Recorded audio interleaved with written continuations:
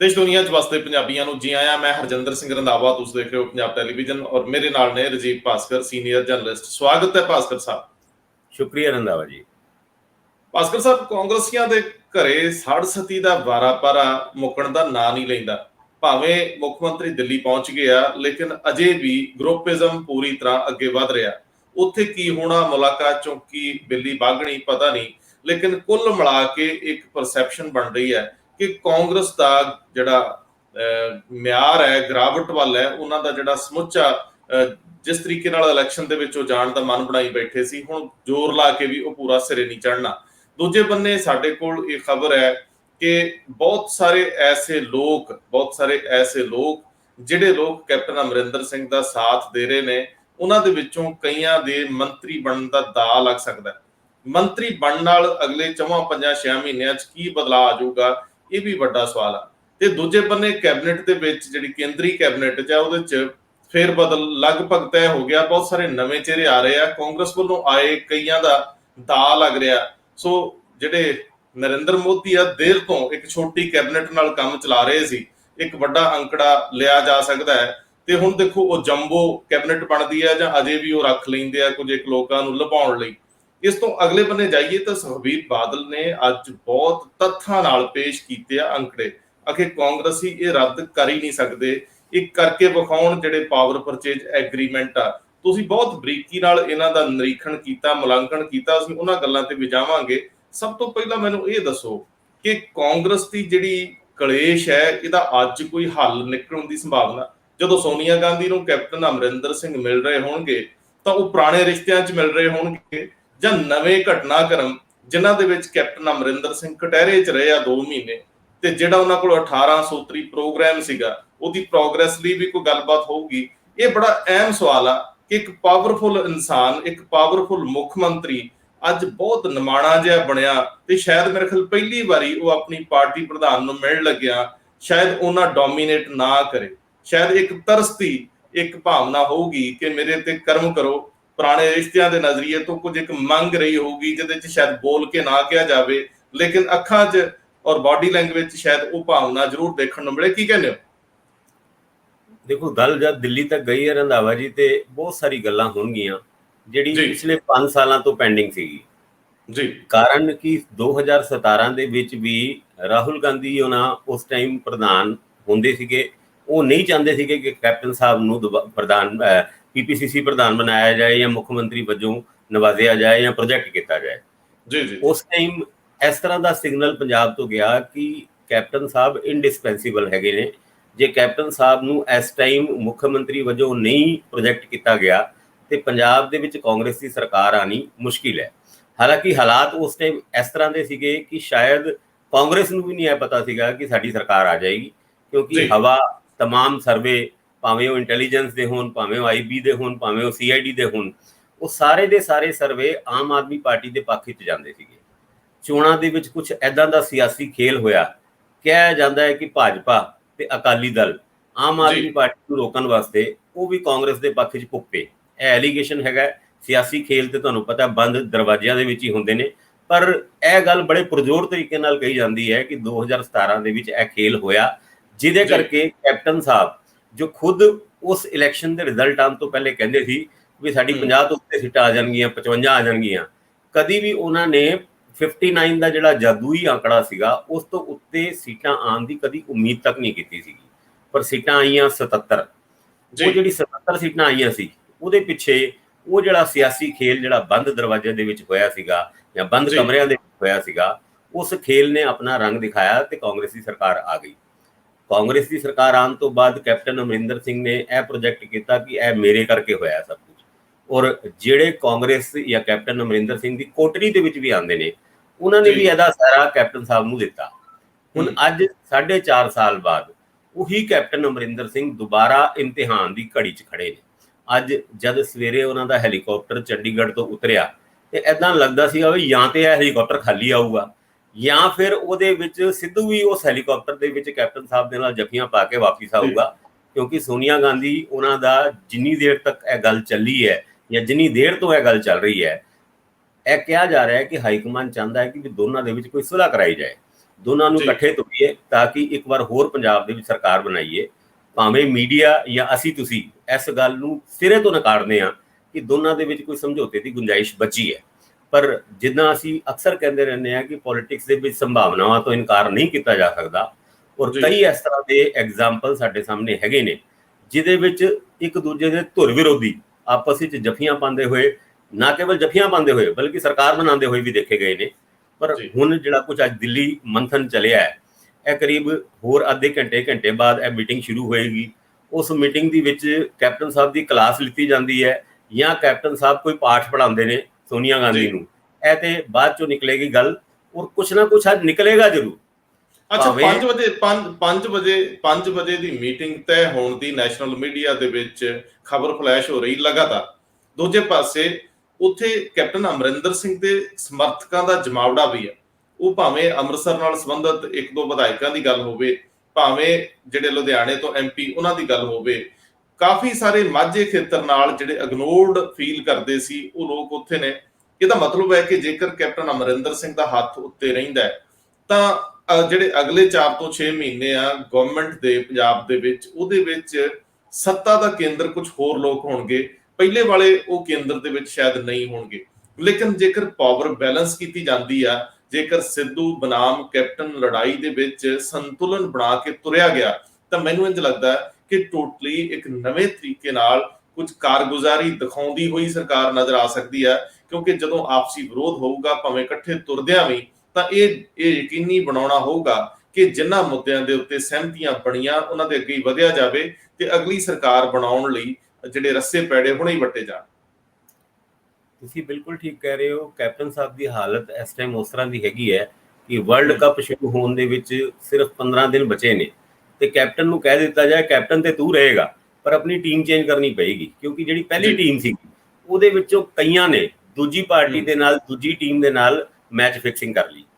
ਹੁਣ ਕੈਪਟਨ ਸਾਹਿਬ ਦੀ ਟੀਮ ਦਾ ਰੂਪ ਸਾਰਾ ਨਵਾਂ ਲੱਗਦਾ ਹੈ। ਅਸ਼ਵਨੀ ਸ਼ੇਖਰੀ, ਜਿਨ੍ਹਾਂ ਨੂੰ ਮਹੀਨੇ ਡੇਢ ਮਹੀਨੇ ਦੇ ਵਿੱਚ ਪਹਿਲੇ ਕੋਈ ਪੁੱਛਦਾ ਨਹੀਂ ਸੀਗਾ, ਔਰ ਉਹਨਾਂ ਦੀ ਤਕਰੀਬਨ ਇਹ ਗੱਲ ਫੈਲ ਚੁੱਕੀ ਸੀਗੀ ਕਿ ਸ਼ਾਇਦ 1-2 ਦਿਨਾਂ ਦੇ ਵਿੱਚ ਉਹ ਅਕਾਲੀ ਦਲ ਦੇ ਵਿੱਚ ਚਲੇ ਜਾਣਗੇ।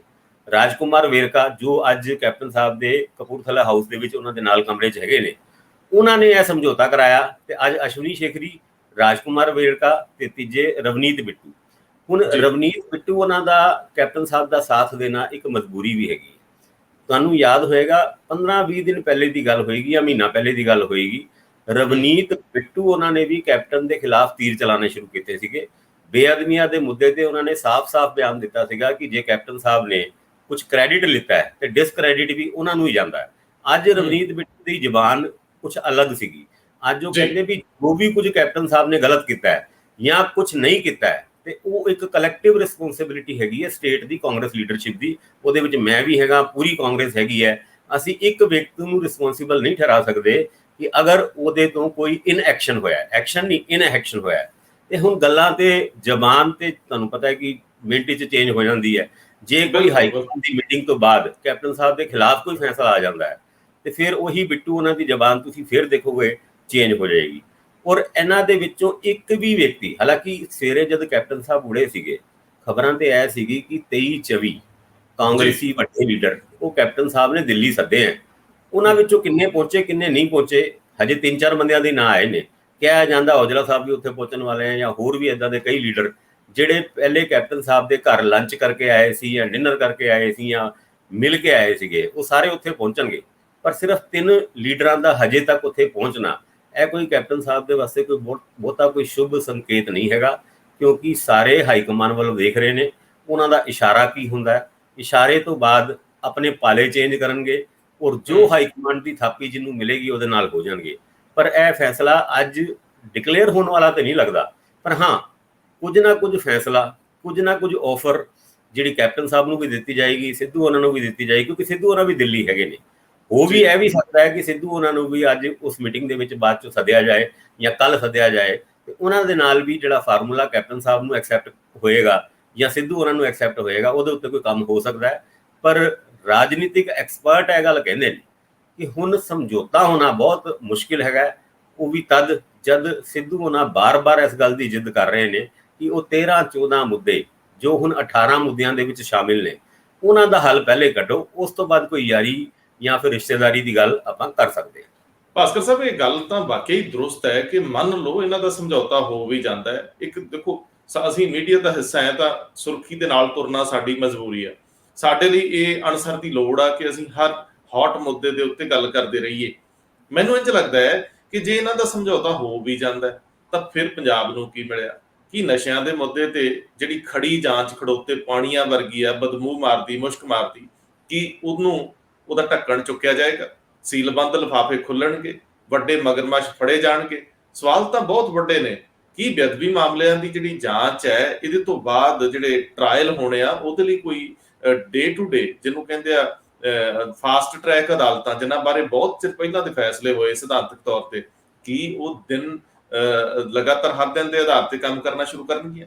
ਇੱਕ ਹੋਰ ਬੜਾ ਵੱਡਾ ਮਸਲਾ ਹੈ। ਸੁਖਬੀਰ ਬਾਦਲ ਨੇ ਅੱਜ ਕਹਿੰਦੇ ਨਾ, ਪੱਟ ਤੇ ਥਾਪੀ ਮਾਰ ਕੇ ਕਿਹਾ ਜਿੱਦਾਂ ਰੇਡ ਪਾਉਣ ਜਾਂਦਾ ਬੰਦਾ, ਉਹ ਕਹਿੰਦਾ ਆ ਜਾਓ, ਜੇ ਫੜ ਸਕਦੇ ਫੜ ਲਓ। ਇਹ ਜਿਹੜੇ ਤੁਸੀਂ ਸਮਝੌਤੇ ਰੱਦ ਕਰਨ ਦੀਆਂ ਧਮਕੀਆਂ ਦਿੰਦੇ ਨਾ ਕੈਪਟਨ ਅਮਰਿੰਦਰ ਸਿੰਘ ਨੇ, ਜਿਹੜੇ ਕਿ ਰਿਵਿਊ ਕਰ ਰਹੇ ਆ ਜੀ ਅਕਾਲੀਆਂ ਦੇ ਵੇਲੇ ਤੇ, ਇਹ ਰਿਵਿਊ, ਉਹ ਕਹਿੰਦੇ ਇਹ ਸਵਾਲ ਹੀ ਪੈਦਾ ਨਹੀਂ ਹੁੰਦਾ ਕਿ ਇਹਦੇ ਤੇ ਕੁਝ ਕੱਢ ਪਾ ਸਕਣ।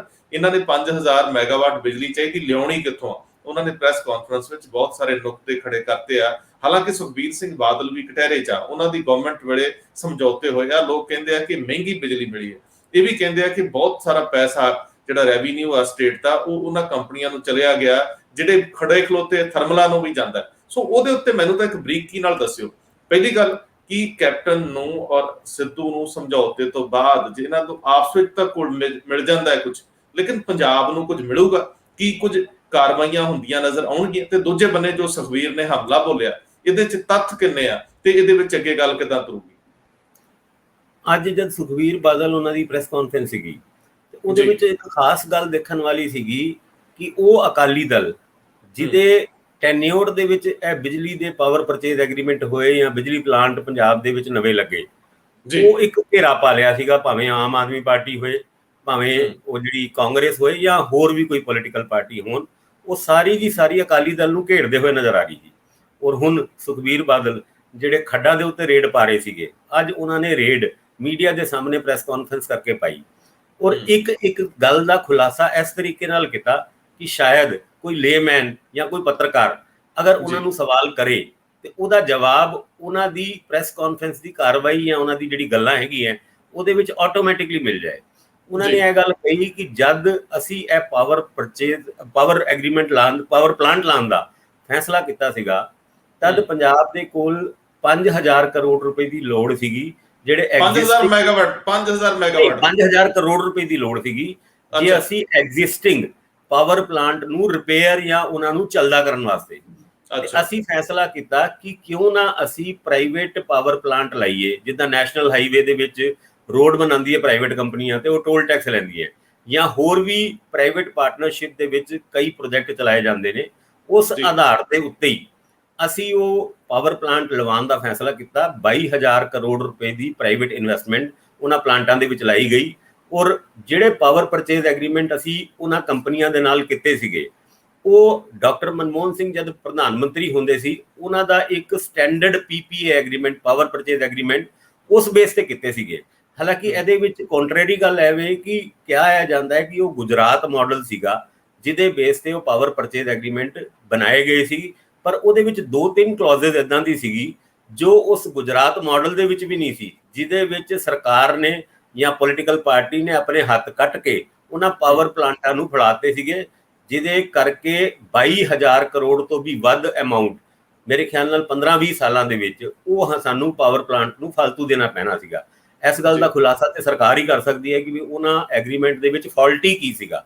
ਹਜੇ ਸੁਖਬੀਰ ਬਾਦਲ ਦੀ ਜਿਹੜੀ ਗੱਲ ਆਪਾਂ ਮੰਨ ਕੇ ਚੱਲੀਏ ਤੇ ਉਹ ਕਹਿੰਦੇ ਨੇ 2 ਰੁਪਏ 89 ਪੈਸਾ, ਯਾਨੀ 2 ਰੁਪਏ 89 ਪੈਸਾ ਦੇ ਹਿਸਾਬ ਨਾਲ ਅਸੀਂ ਪਾਵਰ ਪਰਚੇਜ਼ ਕਰਨ ਦਾ 20 ਸਾਲ ਦਾ ਐਗਰੀਮੈਂਟ ਕੀਤਾ ਸੀਗਾ, ਜਦ ਕਿ ਸੈਂਟਰਲ ਗ੍ਰਿਡ ਤੋਂ ਇਹ 3 ਰੁਪਏ 84 ਪੈਸੇ ਤੇ ਵੀ ਵੱਧ ਮਿਲਦੇ ਸੀਗੇ ਉਸ ਟਾਈਮ। ਯਾਨੀ ਜਿੰਨੀ ਕੁ ਸਸਤੀ ਬਿਜਲੀ ਲੈਣ ਦਾ ਐਗਰੀਮੈਂਟ ਅਸੀਂ ਕੀਤਾ ਸੀਗਾ, ਉਹ ਪੂਰੇ ਭਾਰਤ ਦੇ ਵਿੱਚ ਕਿਸੇ ਵੀ ਸੂਬੇ ਨੇ ਏਦਾਂ ਦਾ ਐਗਰੀਮੈਂਟ ਨਹੀਂ ਕੀਤਾ ਸੀਗਾ। ਜੇ ਇਸ ਗੱਲ ਦੇ ਵਿੱਚ ਸੱਚਾਈ ਹੈਗੀ ਹੈ ਤਾਂ ਉਹ ਸਾਹਮਣੇ ਆ ਜਾਣੀ ਚਾਹੀਦੀ ਹੈ, ਕਿਉਂਕਿ ਉਹਨਾਂ ਪਾਵਰ ਪਰਚੇਜ਼ ਐਗਰੀਮੈਂਟ ਦੀ ਫਾਈਲ ਹੁਣ ਸਰਕਾਰ ਕੋਲ ਹੈ। ਸਰਕਾਰ ਅਗਰ ਸੁਖਬੀਰ ਬਾਦਲ ਦੇ ਕੀਤੇ ਹੋਏ ਦਾਅਵੇ ਨੂੰ ਖਾਰਿਜ ਕਰਨਾ ਚਾਹੁੰਦੀ ਹੈ ਜਾਂ ਇਹ ਗੱਲ ਕਹਿਣਾ ਚਾਹੁੰਦੀ ਹੈ ਕਿ ਉਹ ਫਾਲਟੀ ਐਗਰੀਮੈਂਟ ਸੀਗੇ ਤੇ ਉਹਨਾਂ ਨੂੰ ਕਲੌਜ਼ ਬਾਈ ਕਲੌਜ਼ ਹੁਣ ਲੋਕਾਂ ਨੂੰ ਦੱਸਣਾ ਪਏਗਾ ਵੀ ਉਹਦੇ ਵਿੱਚ ਕਾਲਾ ਕੀ ਸੀਗਾ। ਹੁਣ ਸੁਖਬੀਰ ਬਾਦਲ ਜਦ ਅੱਗੇ ਵਧਦੇ ਨੇ, ਉਹ ਚੈਲੰਜ ਕਰਦੇ ਨੇ ਕੈਪਟਨ ਸਰਕਾਰ ਨੂੰ ਕਿ ਅਗਰ ਦਮ ਹੈਗਾ ਤੇ ਇਹਨਾਂ ਐਗਰੀਮੈਂਟ ਨੂੰ ਰੱਦ ਕਰਕੇ ਦਿਖਾਓ। ਕਹਿੰਦੇ ਅਸੀਂ ਚਾਹੁੰਦੇ ਹਾਂ ਰੱਦ ਕਰ ਦਿਓ, ਕੋਈ ਗੱਲ ਨਹੀਂ, ਸਾਨੂੰ ਕੋਈ ਫਰਕ ਨਹੀਂ ਪੈਂਦਾ, ਪਰ 5000 ਮੈਗਾਵਾਟ ਬਿਜਲੀ ਰਾਤੋਂ ਰਾਤ ਤੁਹਾਨੂੰ ਹੋਰ ਚਾਹੀਦੀ ਹੋਈ, ਉਹ ਕਿੱਥੋਂ ਲਿਆਓਗੇ? ਗੱਲ ਕਿਸੇ ਨਾ ਕਿਸੇ ਜਗ੍ਹਾ ਸੱਚ ਵੀ ਹੈਗੀ ਹੈ। ਉਹ ਇੱਥੇ ਤੱਕ ਵੀ ਕਹਿੰਦੇ ਨੇ ਕਿ ਜਿਹੜੇ ਤੁਹਾਡੇ ਘਰਾਂ 'ਚ ਬਿਜਲੀ ਆਉਂਦੀ ਹੈ, ਇੱਕ ਦਿਨ ਆਏਗੀ, ਇੱਕ ਦਿਨ ਨਹੀਂ ਆਏਗੀ, ਕਈ ਵਾਰ ਤੇ ਹਫ਼ਤਿਆਂ ਦੇ ਵਿੱਚ ਵੀ ਨਹੀਂ ਆਏਗੀ। ਔਰ ਇਹ ਗੱਲ ਜਦੋਂ ਕਹਿੰਦੇ ਨੇ ਤੇ ਲੋਕ ਜਿਹੜੇ ਕੇਜਰੀਵਾਲ ਦੇ ਦਾਅਵੇ ਨੂੰ ਯਾਦ ਕਰ ਕਰਕੇ ਖੁਸ਼ ਹੁੰਦੇ ਨੇ ਕਿ ਅੱਗੇ ਚੱਲ ਕੇ ਸਾਨੂੰ 300 ਯੂਨਿਟ ਬਿਜਲੀ ਮਾਫ ਹੋ ਜਾਏਗੀ, ਉਹ ਤੇ ਹੁਣ ਬਿਜਲੀ ਆਉਣ ਦੀ ਟੈਨਸ਼ਨ ਹੋ ਗਈ ਹੈ ਉਹਨਾਂ ਨੂੰ ਕਿ ਆਏਗੀ ਵੀ ਕਿ ਨਹੀਂ ਆਏਗੀ। ਨਹੀਂ ਭਾਸਕਰ ਸਾਹਿਬ ਇਹ ਵੱਡਾ ਸਵਾਲ ਖੜਾ ਹੋ ਜਾਂਦਾ ਹੈ ਕਿ ਜੇ ਮੰਨ ਲਓ ਸੁਖਬੀਰ ਬਾਦਲ ਦੇ ਦਾਅਵੇ 'ਚ ਦਮ ਵੀ ਰੱਖ ਲਈਏ ਤੇ ਜਿੰਨੀ ਸਾਨੂੰ ਲੋੜ ਸੀਗੀ, ਜਿੰਨੀ ਬਿਜਲੀ ਚਾਹੀਦੀ ਸੀ, ਜੇ ਅਸੀਂ ਉਨੀ ਪੂਰਤੀ ਕਰ ਲਈ ਸੀ, ਥਰਮਲ ਲਾ ਲਏ ਸੀ, ਤਾਂ ਇਹ ਨਾ ਅਹਿਲੀਅਤ ਕਿਹਦੀ ਆ ਕਿ ਉਹ ਥਰਮਲ ਚੱਲੇ ਨਾ, ਸਪਲਾਈ ਮਿਲੀ ਨਾ, ਲੋਕ ਬਿਜਲੀ ਦਾ ਬਿੱਲ ਭਰਨ ਨੂੰ ਰੈਡੀ, ਭਰੀ ਵੀ ਜਾ ਰਹੇ ਆ, ਹੋਰ ਕਰਨਾ ਵੀ ਕੀ ਹੁੰਦਾ, ਹੋਰ ਕੋਈ ਰਾਹ ਰਸਤਾ ਬਚਦਾ ਹੀ ਨਹੀਂ, ਜਿਹੜੀ ਸਿਰ ਪਈ ਆ ਉਹ ਝੱਲਣੀ ਪੈਂਦੀ ਆ। ਲੇਕਿਨ ਕੁੱਲ ਮਿਲਾ ਕੇ ਸਾਡੀ ਇਸ ਵੇਲੇ ਬਿਜਲੀ ਦੇ ਰੇਟ ਗੁਆਂਢੀ ਸੂਬਿਆਂ ਨਾਲੋਂ ਜ਼ਿਆਦਾ ਨੇ। ਕਿਉਂ ਹੋ ਗਏ? ਜੇ ਉਹ ਕਹਿੰਦੇ ਕਿ ਇੰਨੀ ਸਸਤੀ ਤੇ ਸਾਡੇ ਐਗਰੀਮੈਂਟ ਹੋਏ ਸੀ, ਤੇ ਫਿਰ ਬਿਜਲੀ ਅਚਨਚੇਤ ਇਹਨਾਂ ਦਿਨਾਂ 'ਚ ਗੁੱਲ ਕਿਉਂ ਹੋ ਗਈ? ਇਹ ਵੀ ਵੱਡੇ ਸਵਾਲ ਆ। ਸਰਕਾਰ ਨੂੰ ਖੁਲਾਸਾ ਕਰ ਦੇਣਾ ਚਾਹੀਦਾ ਕਿੱਥੇ ਕਮੀ ਰਹਿ ਗਈ, ਕੋਈ ਸਾਜ਼ਿਸ਼ ਹੋਈ ਹੈ ਜਾਂ ਜਾਣਬੁੱਝ ਕੇ ਇਹ ਦੂਜੇ ਵੱਡੇ ਮੁੱਦਿਆਂ ਤੋਂ ਧਿਆਨ ਭਟਕਾ ਕੇ ਸਾਰਾ ਬਿਜਲੀ ਤੇ ਲੈਂਦਾ ਗਿਆ। ਕਿਤੇ ਸਰਕਾਰਾਂ ਦੀਆਂ ਰਣਨੀਤੀਆਂ ਇਹ ਵੀ ਤਾਂ ਨਹੀਂ ਹੁੰਦੀਆਂ। ਬਿਲਕੁਲ। ਔਰ ਤੁਹਾਨੂੰ ਯਾਦ ਹੋਏਗਾ ਨਰਸਿਮਹਾ ਰਾਓ ਜਦ ਪ੍ਰਧਾਨ ਮੰਤਰੀ ਹੁੰਦੇ ਸੀਗੇ ਤੇ ਉਹਨਾਂ ਨੇ ਇੱਕ ਗੱਲ ਕਹੀ ਸੀ, ਜਦ ਤੁਸੀਂ ਛੋਟੇ ਮੁੱਦੇ ਨੂੰ ਜਾਂ ਵੱਡੇ ਮੁੱਦੇ ਨੂੰ ਖਤਮ ਕਰਨਾ ਹੋਏ ਤੇ ਉਸ ਤੋਂ ਵੱਡੀ ਇੱਕ ਲਕੀਰ ਖਿੱਚ ਦਿਓ ਤੇ ਉਹ ਮੁੱਦਾ ਆਪਣੇ ਆਪ ਹੀ ਗਾਇਬ ਹੋ ਜਾਂਦਾ ਹੈ। ਜੀ ਬਿਲਕੁਲ ਇਸ ਗੱਲ ਦਾ ਸ਼ੱਕ ਲੱਗਦਾ ਹੈ ਕਿ ਬਿਜਲੀ ਦੇ ਪਾਵਰ ਪਰਚੇਜ਼ ਐਗਰੀਮੈਂਟ ਦੇ ਉੱਤੇ ਜਿਹੜਾ ਰੌਲਾ ਪੈ ਗਿਆ, ਉਹ ਵੀ ਰੌਲਾ ਇਸ ਕਰਕੇ ਪੈ ਗਿਆ ਕਿ ਲੋਕਾਂ ਨੂੰ ਬਿਜਲੀ ਮਿਲ ਨਹੀਂ ਰਹੀ ਸੀ। ਉਸ ਤੋਂ ਬਾਅਦ ਬਲੇਮ ਗੇਮ ਸ਼ੁਰੂ ਹੋਇਆ। ਉਹ ਸੁਖਬੀਰ ਬਾਦਲ ਉਹਨਾਂ ਦੇ ਕਾਰਿਆਕਾਲ ਦੇ ਵਿੱਚ ਜਿਹੜਾ ਕੁਝ ਹੋਇਆ ਉਹਨੂੰ ਬਲੇਮ ਕਰਦੇ ਨੇ ਕਾਂਗਰਸੀ, ਔਰ ਕਾਂਗਰਸੀਆਂ ਨੂੰ ਉਹ ਪੱਟ ਤੇ ਹੱਥ ਮਾਰ ਕੇ ਚੈਲੰਜ ਕਰਦੇ ਨੇ ਵੀ ਕਰੋ ਤੁਸੀਂ ਇਹ ਐਗਰੀਮੈਂਟ ਕੈਂਸਲ। ਔਰ ਕਿਸੇ ਨਾ ਕਿਸੇ ਜਗ੍ਹਾ ਜਦ ਤੁਸੀਂ ਪ੍ਰੈਸ ਕਾਨਫਰੰਸ ਕਰਦੇ ਹੋ, ਕੋਈ ਲੀਡਰ ਪ੍ਰੈਸ ਕਾਨਫਰੰਸ ਕਰਦਾ ਹੈ ਤੇ ਉਹਦੀ ਬਾਡੀ ਲੈਂਗੁਏਜ ਵੀ ਬਹੁਤ ਕੁਝ ਕਹਿੰਦੀ ਹੈ। ਅੱਜ ਸੁਖਬੀਰ ਬਾਦਲ ਉਹਨਾਂ ਦੀ ਬਾਡੀ ਲੈਂਗੁਏਜ ਉਹ ਰੇਡ ਪਾਣੇ ਵਾਲੀ ਸੀਗੀ ਕਿ ਵੀ ਨਹੀਂ, ਆ ਜਾਓ, ਤੁਸੀਂ ਕਰਕੇ ਦਿਖਾਓ, ਜਾਂ ਕਰਦੇ ਹੋ ਤੇ ਅੱਗੇ ਅਰੇਂਜਮੈਂਟ ਕਿੱਦਾਂ ਕਰੋਗੇ। ਅਸੀਂ ਤੇ ਜੋ ਕੁਝ ਕੀਤਾ ਉਸ ਵਕਤ ਪੰਜਾਬ ਦੇ ਫਾਇਦੇ ਵਾਸਤੇ ਕੀਤਾ, ਹੁਣ ਤੁਸੀਂ ਪੰਜਾਬ ਦੇ ਫਾਇਦੇ ਵਾਸਤੇ ਅਗਰ ਪਾਵਰ ਪਰਚੇਜ਼ ਐਗਰੀਮੈਂਟਾਂ ਨੂੰ ਰੱਦ ਕਰਦੇ ਹੋ ਤੇ ਅੱਗੇ ਕੀ ਕਰੋ? ਪਰ ਭਾਸਕਰ ਸਾਹਿਬ ਇੱਕ ਸਵਾਲ ਹੋਰ ਉੱਠਦਾ ਹੈ। ਤੁਹਾਨੂੰ ਯਾਦ ਹੈ ਕਿ ਜਦੋਂ ਸਥਾਨਕ ਸਰਕਾਰਾਂ ਮੰਤਰਾਲਾ ਲਿਆ ਸੀ 2019 ਚ ਸੁਖਬੀਰ ਤੋਂ ਸਿੱਧੂ ਤੋਂ, ਤੇ ਸਿੱਧੂ ਨੂੰ ਬਿਜਲੀ ਮੰਤਰਾਲਾ ਦਿੱਤਾ ਸੀ, ਪਾਵਰ। ਤੁਹਾਨੂੰ ਲੱਗਦਾ ਕਿ ਇਸ ਵੇਲੇ ਇਸ ਲੜਾਈ ਦੇ ਵਿੱਚ ਪਾਵਰ ਦਾ ਹੀ ਰੌਲਾ ਪੈਣਾ ਤੇ ਇਹ ਪਾਵਰ ਦੇ ਉੱਤੇ ਸਿੱਧੂ ਦਾ ਵੀ ਐਕਟਿਵ ਹੋਣਾ, ਤੇ ਇਧਰੋਂ ਉਧਰੋਂ ਇਹ ਵੀ ਸਵਾਲ ਉੱਠਣੇ ਕਿ ਜੇ ਸਿੱਧੂ ਚਾਹੁੰਦਾ ਸੀ ਤਾਂ ਪਾਵਰ ਮੰਤਰਾਲਾ ਲੈ ਕੇ ਸੁਧਾਰ ਕਰ ਸਕਦਾ। ਕੁਝ ਸਾਜ਼ਿਸ਼ ਥੋੜੀ ਬਹੁਤੀ ਲੱਗਦੀ ਤਾਂ ਇੰਨੀ ਕਦੇ ਬਿਜਲੀ ਦੀ ਪੰਜਾਬ ਦੇ ਵਿੱਚ ਕਿੱਲਤ ਜਾਂ ਇੰਨੀ ਮੁਸ਼ਕਲ ਆਈ ਨਹੀਂ ਜਿੰਨੀ ਹੁਣ ਆ ਰਹੀ ਆ। ਥੋੜੀ ਦੇਰ ਬਾਅਦ ਬਿਜਲੀ ਚਲੇ ਜਾਂਦੀ, ਆ ਜਾਂਦੀ, ਬੜੀ ਭਾਰੀ ਮਸ਼ੱਕਤ ਦਾ ਸਾਹਮਣਾ ਕਰਨਾ ਪੈ ਰਿਹਾ ਬਿਜਲੀ ਵਿਭਾਗ ਦੇ ਮੁਲਾਜ਼ਮਾਂ ਨੂੰ। ਕੀ ਕਹਿੰਦੇ ਹੋ? ਲੱਗਦਾ ਹੈ ਥੋੜਾ ਜਿਹਾ ਕਿ ਚੀਜ਼ਾਂ ਨਾਲ ਤੁਰਦੀਆਂ ਨੇ। ਬਿਲਕੁਲ, ਤੁਹਾਡਾ ਸ਼ੱਕ ਤੇ ਤੁਹਾਡਾ ਜਿਹੜਾ ਤੁਸੀਂ ਜਿਸ ਨਜ਼ਰੀਏ ਨਾਲ ਇਹ ਗੱਲ ਦੇਖ ਰਹੇ ਹੋ, ਤੁਹਾਨੂੰ ਯਾਦ ਹੋਏਗਾ ਪਾਵਰ ਜਿਹੜਾ ਡਿਪਾਰਟਮੈਂਟ ਹੈਗਾ ਉਹ ਸਿੱਧੂ ਉਹਨਾਂ ਨੂੰ ਆਫਰ ਕਰਨ ਤੋਂ ਪਹਿਲੇ ਉਹ ਸੀਗਾ ਰਾਣਾ ਗੁਰਜੀਤ ਸਿੰਘ ਉਹਨਾਂ ਕੋਲ, ਜੋ ਸੈਂਡ ਮਾਈਨਿੰਗ ਦੇ ਚੱਕਰ ਵਿੱਚ ਖਹਿਰਾ ਸਾਹਿਬ ਨੇ ਢਾਲੇ। ਤੇ ਉਸ ਤੋਂ ਬਾਅਦ ਉਹ ਡਿਪਾਰਟਮੈਂਟ ਖਾਲੀ ਰਿਹਾ। ਫਿਰ ਸਿੱਧੂ ਉਹਨਾਂ ਦੀ ਫੱਟੀ ਉਸ ਕਮਰੇ ਦੇ ਬਾਹਰ ਟੰਗ ਦਿੱਤੀ ਗਈ ਜਦ ਉਹਨਾਂ ਨੂੰ ਲੋਕਲ ਬੋਡੀ ਦੇ ਮੰਤਰਾਲਿਆਂ ਤੋਂ ਹਟਾਇਆ ਗਿਆ। ਉਹਨਾਂ ਨੇ ਅੱਜ ਤੱਕ ਨਹੀਂ ਕੀਤਾ।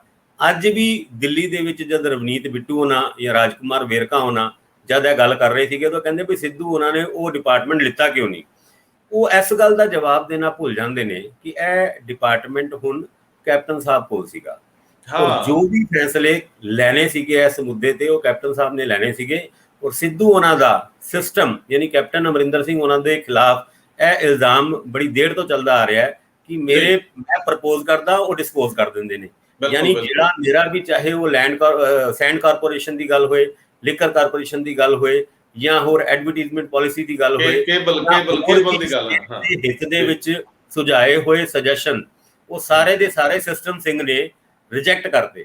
ਤੇ ਕੀ ਇਸ ਗੱਲ ਦਾ ਸਬੂਤ ਹੈਗਾ ਕਿ ਐਜ਼ ਏ ਪਾਵਰ ਮਿਨਿਸਟਰ ਜੇ ਸਿੱਧੂ ਉਹਨਾਂ PPA ਐਗਰੀਮੈਂਟ ਨੂੰ ਸਕ੍ਰੈਪ ਕਰਨ ਦੀ ਗੱਲ ਕਰਦੇ ਤੇ ਸਿਸਟਮ ਸਿੰਘ ਉਹਨਾਂ ਨੂੰ ਐਕਸੈਪਟ ਕਰਦੇ।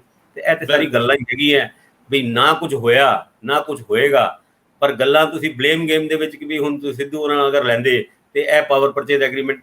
ਹੁਣ ਸੁਖਬੀਰ ਬਾਦਲ ਉਹਨਾਂ ਨੇ ਅੱਜ ਦੀ ਪ੍ਰੈਸ ਕਾਨਫਰੰਸ ਦੇ ਵਿੱਚ ਇਹ ਵੀ ਇਲਜ਼ਾਮ ਲਾਇਆ ਕਿ ਜਦੋਂ ਤੋਂ power department captain Amarinder Singh ਕੋਲ ਹੈ, ਇੱਕ ਵੀ ਮੀਟਿੰਗ ਬਿਜਲੀ ਬੋਰਡ ਦੇ ਅਫਸਰਾਂ ਦੇ ਨਾਲ ਕੈਪਟਨ ਸਾਹਿਬ ਨੇ ਕੀਤੀ ਹੈ। ਜੇ ਦਿਖਾ ਦੇਣ ਤੇ ਮੈਂ ਮੰਨ ਜਾਵਾਂਗਾ ਕਿ ਉਹਨਾਂ ਨੇ ਕੁਝ ਕੀਤਾ ਹੈ। ਅਗਰ ਇੰਨੇ ਹੋਰ ਤਰੀਕੇ ਨਾਲ, ਇੰਨੇ ਚੈਲੰਜਿੰਗ ਵੇ ਨਾਲ ਸੁਖਬੀਰ ਬਾਦਲ ਉਹਨਾਂ ਕੁਝ ਕਹਿ ਰਹੇ ਨੇ, ਕਿਉਂਕਿ ਅੱਜ ਜਿਹੜੀ ਪਾਵਰ ਕ੍ਰਾਈਸਿਸ ਆਈ ਹੈ ਇਸ ਦਾ ਅੰਦਾਜ਼ਾ ਤਕਰੀਬਨ 1-2 ਮਹੀਨੇ ਪਹਿਲੇ ਕਿਸੇ ਵੀ ਮੰਤਰੀ ਨੂੰ ਜਾਂ ਕਿਸੇ ਵੀ CMD ਨੂੰ ਲੱਗ ਜਾਂਦਾ ਹੈ, ਔਰ ਉਹਦੇ ਹਿਸਾਬ ਨਾਲ ਕਰੀਬ 1000 ਮੈਗਾਵਾਟ ਬਿਜਲੀ ਹੋਰ ਖਰੀਦਣ ਦਾ ਇੰਤਜ਼ਾਮ ਕੀਤਾ ਜਾਂਦਾ ਹੈ। ਉਹ ਇੰਤਜ਼ਾਮ ਕਿਉਂ ਨਹੀਂ ਹੋਇਆ? ਉਹਦੇ ਵਾਸਤੇ ਜਿਹੜਾ PSPCL ਹੈ ਉਹ ਕਹਿੰਦੇ ਵੀ 7200 ਕਰੋੜ ਦਾ ਬਕਾਇਆ ਹਜੇ ਸੂਬੇ ਦੀ ਸਰਕਾਰ ਨੇ ਸਾਨੂੰ ਦੇਣਾ ਹੈ, ਔਰ ਜਿਸ ਸਰਕਾਰ ਨੇ 7200 ਕਰੋੜ ਦਾ ਬਕਾਇਆ ਨਾ ਦਿੱਤਾ ਹੋਏ ਉਹਦੇ ਵਾਸਤੇ ਹੋਰ ਪਾਵਰ ਪਰਚੇਜ਼ ਐਗਰੀਮੈਂਟ ਕਰਕੇ ਅਸੀਂ 1000 ਮੈਗਾਵਾਟ ਦੀ ਬਿਜਲੀ ਖਰੀਦ ਲਈਏ, ਉਹਦੇ ਵਾਸਤੇ ਪੈਸੇ ਕਿਉਂ ਲੈ ਕੇ ਆਈਏ? ਯਾਨੀ ਕਿਸੇ ਨਾ ਕਿਸੇ ਜਗ੍ਹਾ ਜਿੰਨੀ ਵੀ ਇਹ ਪ੍ਰੋਬਲਮ ਖੜੀ ਹੋਈ ਹੈ ਜਿਹਦੇ ਕਰਕੇ ਲੋਕਾਂ ਨੂੰ ਜੂਝਣਾ ਪੈ ਰਿਹਾ ਹੈ, ਉਹਦਾ ਜ਼ਿੰਮੇਵਾਰ ਸਿਸਟਮ ਹੀ ਹੈ। ਇਹ ਬਿਲਕੁਲ ਠੀਕ ਹੈ। ਤੇ ਉਧਰੋਂ ਜੇ ਵਿੱਤ ਮੰਤਰੀ ਵੀ ਕੰਜੂਸ ਸ਼ਾਹੂਕਾਰ ਵਰਗਾ ਹੋਵੇ ਤੇ ਹੋਰ ਔਖਾ ਜਿਹੜਾ ਪੈਸੇ ਦੇ ਉੱਤੇ ਉਹ ਫਨੀਅਰ ਵਾਂਗ ਬਹਿ ਜੇ ਵੀ ਇਹਨੂੰ ਨਹੀਂ ਆਪਾਂ ਖਰਚਣਾ। ਅੱਛਾ ਚਲੋ ਮੈਂ ਥੋੜਾ ਜਿਹਾ ਇੱਥੇ ਰੰਧਾਵਾ ਜੀ, ਤੁਸੀਂ ਅੱਜ ਰਾਜਾ ਵੜਿੰਗ ਉਹਨਾਂ ਦਾ ਤੁਸੀਂ ਜਿਹੜਾ ਉਹਨਾਂ ਦੇ ਖਿਲਾਫ ਐਲੀਗੇਸ਼ਨ ਹੈਗਾ ਕਿ ਉਹ ਕਿਸੇ ਰਿਸ਼ਤੇਦਾਰ ਦੇ ਭੋਗ ਤੇ ਗਏ ਤੇ ਉੱਥੇ ਇੰਨੇ ਪੈਸੇ ਦੇ ਆਏ, ਕਿਸੇ ਹੋਰ ਪਿੰਡ ਤੇ ਗਏ ਜਿੱਥੇ ਉਹਨਾਂ ਦਾ ਪੁਰਾਣਾ ਰਿਸ਼ਤੇਦਾਰ ਸੀਗਾ ਭਾਵੇਂ ਅਕਾਲੀ ਹੋਏ, ਉਹਨੂੰ ਵੀ ਇੰਨੇ ਪੈਸੇ ਦੇ ਆਏ। ਉਹ ਕਹਿੰਦਾ ਮੈਂ ਇੰਨੇ ਸਾਲਾਂ ਤੋਂ ਇਹ ਕੁਝ ਮੰਗਾ ਮੇਰੀ ਕੌਂਸਟੀਚੁਐਂਸੀ ਦੀ ਹੈਗੀ ਹੈ, ਜਿਹੜੀ ਮੈਂ ਮਨਪ੍ਰੀਤ ਬਾਦਲ ਨੂੰ ਫਾਈਨੈਂਸ ਮਿਨਿਸਟਰ ਵਜੋਂ ਕਈ ਵਾਰ ਰਿਕੁਐਸਟ ਕਰ ਚੁੱਕਿਆ, ਪਰ ਮੇਰੀ ਮੰਗਾ ਨਹੀਂ ਮੰਨੀ। ਪਰ ਉਹ ਫੰਡਸ ਦੀ ਦੁਰਵਰਤੋਂ ਕਹਿੰਦੇ ਹੈ ਕਿ ਉਹ ਇਸ ਤਰੀਕੇ ਨਾਲ ਕਰ ਰਹੇ ਨੇ ਕਿ ਆਪਣੀ ਮਰਜ਼ੀ ਨਾਲ ਮੇਰੀ ਕੌਂਸਟੀਚੁਐਂਸੀ ਦੇ ਵਿੱਚ ਉਹ ਫੰਡ ਵੰਡੀ ਜਾਂਦੇ ਨੇ। ਉਹ ਵਿੱਤ ਮੰਤਰੀ ਇਹ ਜ਼ਰੂਰ ਕਹਿੰਦੇ ਨੇ ਵੀ ਖਜ਼ਾਨਾ ਨਹੀਂ ਹੈਗਾ ਜਾਂ ਖਜ਼ਾਨੇ ਦੇ ਵਿੱਚ ਪੈਸਾ ਨਹੀਂ ਹੈਗਾ, ਪਰ ਜਦ ਮੰਤਰੀਆਂ ਨੂੰ ਗੱਡੀ ਦੇਣ ਦੀ ਵਾਰੀ ਆਉਂਦੀ ਹੈ ਜਾਂ ਮੰਤਰੀਆਂ ਦੇ ਕਾਕਿਆਂ ਨੂੰ ਨੌਕਰੀ ਦੇਣ ਦੀ ਵਾਰੀ ਆਉਂਦੀ ਹੈ ਤੇ ਉਹ ਵਿੱਤ ਮੰਤਰੀ ਕੋਈ ਬਹੁਤਾ ਆਬਜੈਕਸ਼ਨ ਲਾਉਂਦੇ ਹੋਏ ਨਜ਼ਰ ਨਹੀਂ ਆਉਂਦੇ। ਇਸ ਕਰਕੇ ਉਹ ਗੱਲਾਂ ਜਿਹੜੀ ਹੈਗੀ ਹੈ ਉਹ ਤਾਂ ਭਾਸਕਰ ਸਾਹਿਬ ਇਹ ਤਾਂ ਸਰਕਾਰਾਂ ਚਲਾਉਣ ਲਈ ਕਰਨਾ ਪੈਂਦਾ ਜੀ। ਤੁਹਾਨੂੰ ਪਤਾ ਜੁਗਾੜ ਤਾਂ ਕਰਨੇ ਪੈਂਦੇ, ਕੋਈ ਜ਼ੀਰੋਸ ਜੇ ਮਨਾਉਣਾ ਪੈਂਦਾ ਹੈ, ਕਿਸੇ ਨੂੰ ਟੌਫੀ ਵੱਧ ਦੇਣੀ ਪੈਂਦੀ ਆ, ਕਿਸੇ ਨੂੰ ਜੱਫੀ ਚਲਾਉਣਾ ਪੈਂਦਾ। ਖੈਰ ਛੱਡਦੇ ਆਪਾਂ, ਚੱਲਦੇ ਆ ਮੋਦੀ ਸਾਹਿਬ ਨੂੰ ਕੀ ਸੋਚੀ 2022 ਦੇ ਵਿੱਚ UP ਦੀ ਇਲੈਕਸ਼ਨ ਹੈ, ਪੰਜਾਬ ਦੀ ਇਲੈਕਸ਼ਨ ਹੈ, ਅਜੇ 2-3 ਮਹੀਨਿਆਂ 'ਚ ਕੋਈ ਇਲੈਕਸ਼ਨ ਨੇੜੇ ਨਹੀਂ ਸੀ, ਫਿਰ ਵੀ ਇੱਕਦਮ ਉਹਨਾਂ ਦੀ ਜਿਹੜੀ ਵਜ਼ਾਰਤ ਹੈ ਉਹਦੇ 'ਚ ਫੇਰ ਬਦਲ ਦੀ ਗੱਲ ਆ ਗਈ। ਬਹੁਤ ਸਾਰੇ ਨਵੇਂ ਚਿਹਰੇ ਸ਼ਾਮਲ ਹੋ ਰਹੇ ਆ, ਗਵਰਨਰ ਬਦਲਤੇ ਗਏ ਆ, 8 ਦੇ ਕਰੀਬ ਗਵਰਨਰ ਬਦਲੇ ਗਏ ਆ। ਇਹ ਇੱਕਦਮ ਪ੍ਰਸ਼ਾਸਨਿਕ ਤਬਦੀਲੀਆਂ ਤੁਹਾਨੂੰ ਇਹ ਮੈਨੂੰ ਦੱਸਿਓ ਇਹਦਾ ਕਾਰਨ ਕੀ, ਇਹਦੇ ਅਰਥ ਕੀ ਆ, ਜਾਂ ਕਿੰਨੇ ਕੁ ਵਜ਼ੀਰ ਲਏ ਜਾ ਸਕਦੇ ਕੇਂਦਰੀ ਕੈਬਨਿਟ ਦੇ ਵਿੱਚ ਤੇ ਕਿੰਨੇ ਹੈਗੇ ਆ ਤੇ ਕਿੰਨੇ ਸ਼ਾਮਲ ਹੋਣ ਜਾ ਰਹੇ ਆ? ਜੇ ਵਿਸਥਾਰ ਹੈਗਾ ਤਾਂ ਕਾਈਂਡਲੀ ਦੱਸਿਓ ਜ਼ਰਾ। ਤੁਸੀਂ ਇਹ ਦੇਖੋ ਕਿ 2014 ਦੇ ਵਿੱਚ ਮੋਦੀ ਉਹਨਾਂ ਦੀ ਸਰਕਾਰ ਬਣੀ, ਉਸ ਟਾਈਮ ਕਈ ਅਲਾਈਅੰਸ ਪਾਰਟਨਰ ਸੀਗੇ। ਜਦ ਸ਼ਿਵ ਸੈਨਾ ਉਹਨਾਂ ਵੀ ਮੋਦੀ ਉਹਨਾਂ ਦੇ ਨਾਲ ਹੁੰਦੇ ਸੀ, ਅਕਾਲੀ ਦਲ ਵੀ ਮੋਦੀ ਉਹਨਾਂ ਦੇ ਨਾਲ ਹੁੰਦਾ ਸੀ, ਔਰ 1-2 ਹੋਰ ਅਲਾਈਅੰਸ ਜਿਹੜੇ ਹੁਣ ਉਹਨਾਂ ਦੇ ਨਾਲ ਹੁਣ ਨਹੀਂ ਹੈਗੇ, ਉਹ ਸਾਰਾ ਇੱਕ NDA ਹੁੰਦਾ ਸੀਗਾ ਜੀ।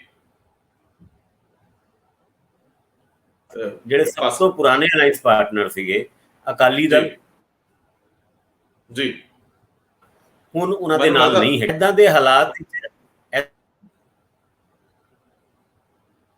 ਮੈਨੂੰ ਲੱਗਦਾ ਭਾਸਕਰ ਸਾਹਿਬ ਦਾ ਸਾਡੇ ਨਾਲੋਂ ਸੰਪਰਕ ਟੁੱਟ ਰਿਹਾ।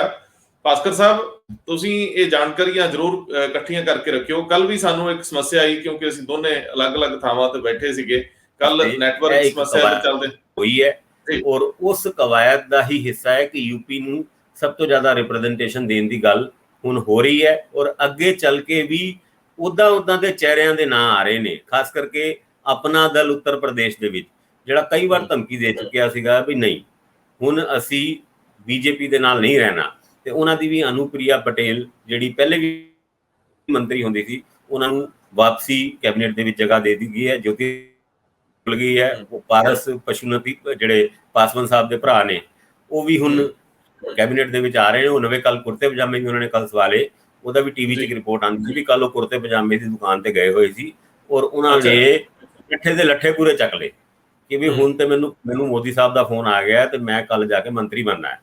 ਉਸ ਤੋਂ ਇਲਾਵਾ ਸੋਨੋਵਾਲ ਉਹਨਾਂ ਆਸਾਮ ਤੋਂ ਨਾਰਾਇਣ ਰਾਣੇ ਉਹਨਾਂ ਮਹਾਰਾਸ਼ਟਰ ਤੋਂ, ਔਰ ਕਈ ਇਸ ਤਰ੍ਹਾਂ ਦੇ ਨਾਂ, ਕਿਉਂਕਿ ਵੈਕੈਂਸੀਆਂ ਬਹੁਤ ਹੈ। 81 ਮੰਤਰੀ ਉਹ ਬਣਾ ਸਕਦੇ ਨੇ ਜਿਹੜੀ ਨੈਸ਼ਨਲ ਕੈਬਨਿਟ ਦੇ ਵਿੱਚ। ਹਜੇ ਉਹਨਾਂ ਕੋਲ 53 ਮੰਤਰੀ ਹੈਗੇ ਹੈ। ਇੰਨੀ ਕੁ ਵੈਕੈਂਸੀਆਂ ਹੈਗੀਆਂ ਕਿ ਬਹੁਤਾਂ ਨੂੰ ਹਜੇ ਖੁਸ਼ ਕੀਤਾ ਜਾ ਸਕਦਾ ਹੈ। ਖਾਸ ਕਰਕੇ ਹਰਸਿਮਰਤ ਕੌਰ ਬਾਦਲ, ਉਹਨਾਂ ਜਿਨ੍ਹਾਂ ਨੇ ਮੰਤਰਾਲਿਆ ਛੱਡਿਆ, ਉਹਨਾਂ ਨੂੰ ਜ਼ਰੂਰ ਅੱਜ ਲੱਗਦਾ ਹੋਏਗਾ ਕਿ ਵੀ ਮੈਂ ਵੀ ਅਗਰ ਅੱਜ ਕੈਬਨਿਟ ਦੇ ਵਿੱਚ ਬੈਠੀ ਹੁੰਦੀ ਤੇ ਫਿਰ ਮੌਜਾਂ ਸੀਗੀ। ਹੁਣੇ ਸੜਕਾਂ ਤੇ ਅਕਾਲੀਆਂ ਨੂੰ ਜਵਾਬ ਦੇਣਾ ਪੈਂਦਾ ਹੈ ਕਾਂਗਰਸ ਦੇ ਐਲੀਗੇਸ਼ਨ ਦਾ, ਆਮ ਆਦਮੀ ਪਾਰਟੀ ਦੇ ਐਲੀਗੇਸ਼ਨ ਦਾ। ਜੇ ਮੈਂ ਅੱਜ ਮੰਤਰੀ ਹੁੰਦੀ ਤੇ ਸ਼ਾਇਦ ਇਹਨਾਂ ਐਲੀਗੇਸ਼ਨਾਂ ਨੂੰ ਆਪਾਂ ਵਧੀਆ ਤਰੀਕੇ ਨਾਲ ਡੀਲ ਕਰ ਸਕਦੇ। ਚਲੋ, ਇਹ ਮੰਤਰੀ ਮੰਡਲ ਦਾ ਐਕਸਪੈਂਸ਼ਨ ਹੋਣਾ ਇੱਕ ਸੁਭਾਵਿਕ ਜੀ ਗੱਲ ਹੈਗੀ ਹੈ, ਪ੍ਰਾਈਮ ਮਿਨਿਸਟਰ ਦਾ ਪ੍ਰੈਰੋਗੇਟਿਵ ਹੁੰਦਾ ਹੈ, ਪਰ ਉਸ ਮੰਤਰੀ ਮੰਡਲ ਦੇ ਵਿੱਚ ਵੋਟ ਦੀ ਰਾਜਨੀਤੀ ਕਰਕੇ ਚਿਹਰਿਆਂ ਦਾ ਬਦਲਾਵ, ਇਹ ਵੀ ਪ੍ਰੈਰੋਗੇਟਿਵ ਹੁੰਦਾ ਹੈ ਪ੍ਰਧਾਨ ਮੰਤਰੀ ਦਾ, ਜਿਹਨੂੰ ਉਹ ਯੂਜ਼ ਕਰ ਰਹੇ ਨੇ। ਮਾਧਵ ਰਾਏ ਸਿੰਧੀਆ ਵਰਗੇ ਜਿਹੜੇ ਬੜੀ ਦੇਰ ਪਹਿਲਾਂ ਕਾਂਗਰਸ ਵਿੱਚ ਵੱਡੀ ਜ਼ਿੰਮੇਵਾਰੀ ਸੀ ਉਹਨਾਂ ਕੋਲੇ, ਰਾਹੁਲ ਗਾਂਧੀ ਦੇ ਬਹੁਤ ਨੇੜੇ ਸੀ, ਛੱਡ ਕੇ ਇੱਧਰ ਹੁਣ ਮੁੱਲ ਪੈਣ ਲੱਗਿਆ। ਜੋਤੀ ਰਾਜੇ ਸਿੰਧੀਆ, ਹਾਂ ਮਾਫੀ ਚਾਹੁੰਦਾ, ਉਹਨਾਂ ਦੇ ਪੁੱਤਰ ਜੋਤੀ ਰਾਜੇ ਸਿੰਧੀਆ। ਮੈਂ ਇਹ ਵੀ ਪੁੱਛਣਾ ਚਾਹੁੰਦਾ ਤੁਹਾਨੂੰ ਕਿ ਮੁਕਤਸਰੀ ਕੁੜਤਿਆਂ ਦਾ ਕੀ ਹਾਲ? ਮੁਕਤਸਰ ਤੋਂ ਜਿਹੜੇ ਕੁੜਤੇ ਪਜਾਮੇ ਸਵਾਏ ਜਾਂਦੇ ਆ, ਇਹ ਅਚਕਨਾ ਇੱਧਰ ਵੀ ਸਿਪਣ ਗਿਆ। ਜੇ ਅੱਜ ਉੱਥੋਂ ਕੁਝ ਨਿਕਲ ਆਉਂਦਾ ਤਾਂ ਮੈਨੂੰ ਲੱਗਦਾ ਹਫ਼ਤੇ ਦੇ ਵਿੱਚ ਸ਼ਾਇਦ ਇੱਥੇ ਵੀ ਰਾਜ ਭਵਨ ਚੰਡੀਗੜ੍ਹ ਦੇ ਵਿੱਚ ਵੀ ਸਹੁੰ ਚੁੱਕ ਸਮਾਗਮ ਵੇਖਣ ਨੂੰ ਮਿਲ ਜੇ। ਬਿਲਕੁਲ ਠੀਕ ਗੱਲ ਹੈ। ਉਹ ਕੁੜਤਿਆਂ ਦਾ ਆਰਡਰ, ਹਾਲਾਂਕਿ ਉਹਨਾਂ ਦਾ ਰਫੜ ਰਾਜਾ ਵੜਿੰਗ ਉਹਨਾਂ ਨਾਲ ਜ਼ਰੂਰ ਪੈ ਗਿਆ ਸੀਗਾ ਕੁੜਤੇ ਪਜਾਮੇ ਵਾਲਿਆਂ ਦਾ, ਕਿ ਉਹਨਾਂ ਕੋਲ ਪੈਸੇ ਮੰਗ ਲਏ ਸੀਗੇ, ਉਹ ਕਹਿੰਦੇ ਮੈਂ ਦੇ ਦਿੱਤੇ, ਉਹ ਕਹਿੰਦੇ ਨਹੀਂ ਦਿੱਤੇ। ਪਰ ਉਹ ਕੁੜਤਿਆਂ ਦਾ ਆਰਡਰ, ਔਰ ਜਦ ਇਹ ਲੀਡਰ ਲੋਕ ਕੁੜਤੇ ਆਰਡਰ ਕਰਦੇ ਨਾ, ਇਹ ਸਾਡੇ ਤੁਹਾਡੇ ਵਰਗੇ 1-2 ਪਜਾਮੇ ਕੁੜਤੇ ਨਹੀਂ ਸਵਾਉਂਦੇ, ਇਹ 100 ਪਜਾਮੇ ਕੁੜਤੇ ਸਵਾਉਂਦੇ ਹੁੰਦੇ ਆ। ਤਾਂ ਹੀ ਕਰਕੇ ਉਹ ਮੁਕਤਸਰ ਦਾ ਟੇਲਰ ਇੰਨਾ ਕੁ ਬਿਜ਼ੀ ਹੈਗਾ, ਕੋਟਕਪੂਰੇ ਰਹਿੰਦੇ ਹੋ, ਔਰ ਇੰਨੇ ਕੁ ਬਿਜ਼ੀ ਹੋਣ ਤੋਂ ਬਾਅਦ ਜੇ ਕੈਬਨਿਟ ਐਕਸਪੈਂਸ਼ਨ ਪੰਜਾਬ ਦੇ ਵਿੱਚ ਛੇਤੀ ਕਿਤੇ ਆ ਗਈ ਤੇ ਉਹ ਆਰਡਰ ਕੰਪਲੀਟ ਹੋਣਾ ਜਾਂ ਕੰਪਲੀਟ ਕਰਨਾ ਉਹਨਾਂ ਦੇ ਵੱਸ ਦਾ ਨਹੀਂ ਹੋਣਾ। ਕਈਆਂ ਨੇ ਤਾਂ ਆਰਡਰ ਐਡਵਾਂਸ ਹੀ ਦਿੱਤੇ ਹੋਏ ਨੇ, ਜਿਹੜੇ ਅੱਜ ਦਿੱਲੀ ਤੁਰੇ ਫਿਰਦੇ ਨੇ। ਇਹ ਗੱਲ ਠੀਕ ਹੈ। ਵੈਸੇ ਅਸੀਂ ਪਹਿਲਾਂ ਵੀ ਇੱਕ ਐਪੀਸੋਡ 'ਚ ਗੱਲ ਕੀਤੀ ਸੀ, ਭਾਸਕਰ ਸਾਹਿਬ ਕਹਿੰਦੇ ਸੀ, ਮੈਂ ਸਟੋਰੀ ਇਹ ਤੇ ਕੀਤੀ ਵੀ ਹੋਈ ਆ, ਅਸੀਂ ਦੋਨੇ ਕਿਸੇ ਦਿਨ ਟਰੈਵਲ ਕਰਨਾ ਹੈ ਪੂਰੇ ਪੰਜਾਬ 'ਚ, ਦੇਖਣਾ ਕਿ ਕਿੱਥੇ ਕਿੱਥੇ ਲੀਡਰਾਂ ਦੇ ਕੁੜਤੇ ਪਜਾਮੇ ਸੀਂਦੇ ਨੇ, ਔਰ ਇਹ ਵੇਖਣਾ ਕਿ ਇਹ ਸੱਚਮੁੱਚ ਇੱਧਰ ਵੀ ਲਗਜ਼ਰੀ ਕਿਸਮ ਦਾ ਹੀ ਸਿਸਟਮ ਹੈ। ਔਰ ਜਿਹੜੇ ਲੋਕ ਬਹੁਤ ਲੋਕਾਂ ਨੂੰ ਕਹਿੰਦੇ ਕਿ ਅਸੀਂ ਨਿਮਾਣੇ ਅਧੀਨਗੀ ਨਾਲ ਚੱਲਦੇ ਆ, ਉਹਨਾਂ ਦੇ ਐਸ਼ੋ ਇਸ਼ਰਤ ਕਿਹੋ ਜਿਹੀਆਂ ਨੇ, ਇਹਦੇ ਤੇ ਗੱਲ ਹੋਣੀ ਬਣਦੀ ਹੈ। ਬਹੁਤ ਮਿਹਰਬਾਨੀ ਭਾਸਕਰ ਸਾਹਿਬ, ਬਹੁਤ ਮਿਹਰਬਾਨੀ। ਧੰਨਵਾਦ ਜੀ।